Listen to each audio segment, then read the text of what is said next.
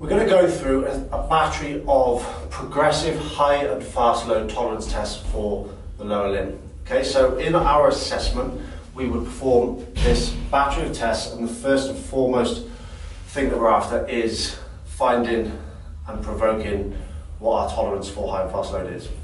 Okay, so this is going to be relevant for the heel or the Achilles and for the knee. First and foremost, they're probably going to be our most popular ones that are going to be presenting, and we're going to first what we're going to do is a double leg counter movement jump, and we're going to probably put a mark on the floor so that we can see where we're taking off and where we're landing. 2 legs, and we can use our arms and our momentum, jump as high as we can and land.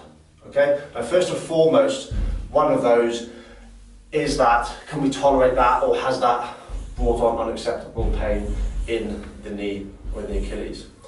If not, and we can tolerate that, then it is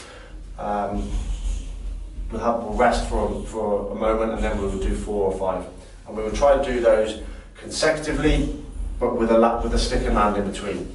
So we would be jumping as high as we can, land, high as we can, land, high as we can, land, and see what 4 or 5 repetitions of that would do.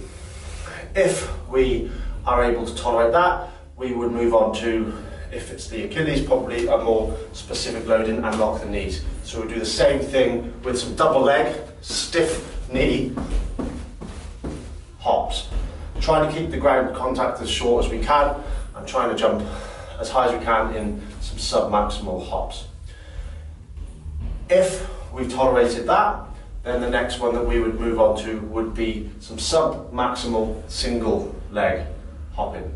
And this is where it becomes really useful to have a mark on the floor, so that when we're watching it back on video, or if we're watching it with our coach, we can see not only if we're able to do it, but we can get a sense of quality in our ability to stay on the spot. So in terms of a stiff leg sub-maximal single leg hop, we would see if we can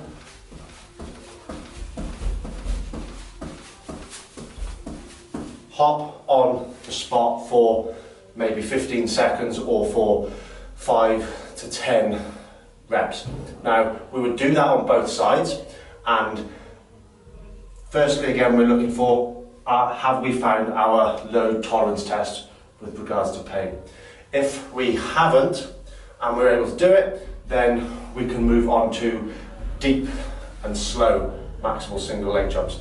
And again, what we're going to try and do with those is we'll start on the spot, and then we're going to go into more knee flexion, which is going to probably be much more loading through the knee if this is a knee person that we are testing, and we're going to be jumping as high as we can and try and stick and land in the same place.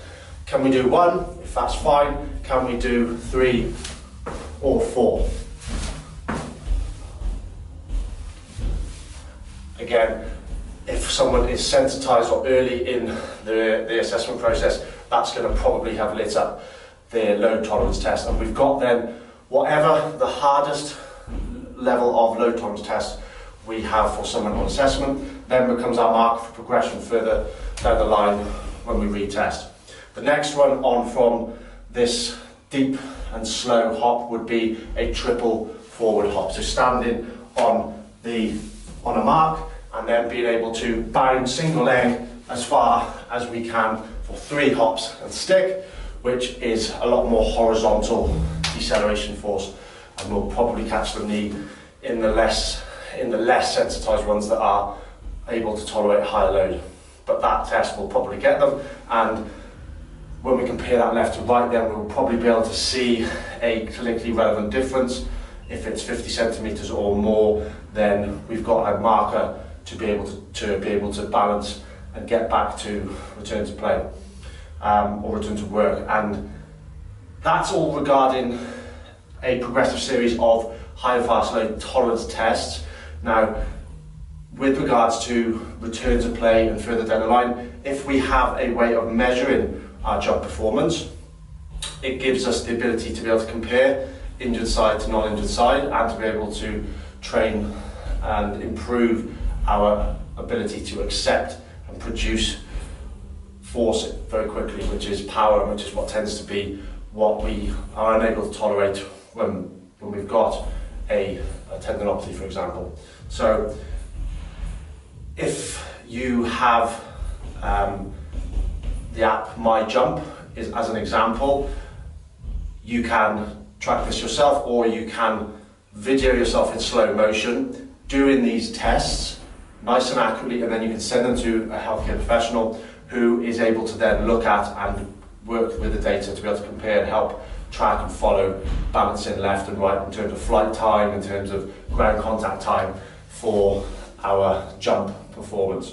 So if we're going to be able to do that, we're going to need to be able to be nice and accurate. I've got some videos to show you how I might set up to be able to do that. But being able to do these tests, like our counter movement jump, being able to land nice and clean on the same place that we take off. In our single leg jumps, maybe we are going to be testing so that we can see how high we can jump on one side compared to the other, and then we can track that once the pain provocation is down, and we've got it as a power marker.